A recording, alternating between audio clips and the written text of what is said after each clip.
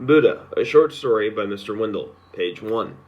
A very long time ago in ancient India, a new baby was born in the royal palace, a boy. His parents named him Prince Siddhartha Gautama.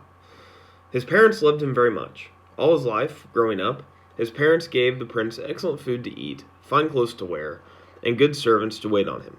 When he became a man, his parents gave him a different palace for each season of the year. The prince and his wife were blessed with the birth of a baby, a new son, who was strong and healthy. You might say the prince had everything. But all the prince could see was suffering. It had bothered him greatly all his life. That pain and old age and sickness and death were all a part of life. The thought of this had always made him very unhappy. One day the prince met a monk that changed his world. He could not believe the monk could find happiness in a world that held such misery. The prince made a startling decision. He decided to leave his parents, his wife, and his newborn son and become a monk. The prince traveled to ancient India in search of peace and calm in the face of suffering and sadness. He traveled for 6 years as a monk. He was beginning to despair. Perhaps there was no answer. Perhaps all his life he would be unhappy. It was a miserable thought. It was then, when he was resting under a fig tree, that the way to end all suffering occurred to him. That was the day the monks began to call him the Buddha, or the Awakened One. The Four Noble Truths. What Buddha has realized while resting under the fig tree is that life is ruled by four noble truths.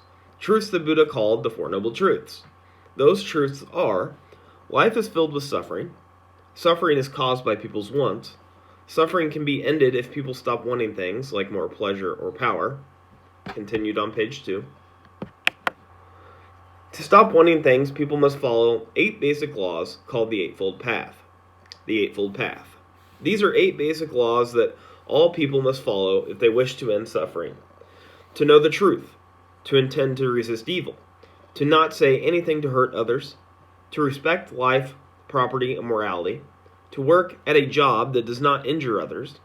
To try to free one's mind from evil. To be in control of one's feelings and thoughts. To practice appropriate forms of concentration. End of reading. The questions for Buddha, a short story. When did the other monks begin calling Siddhartha Buddha? Question 2. What are the Four Noble Truths? You can simplify this if you would like. Question 3. In your opinion, do you agree with Buddhist beliefs and how Buddha believes we should end suffering? Please give details in your answer as you would do in class. End of questions.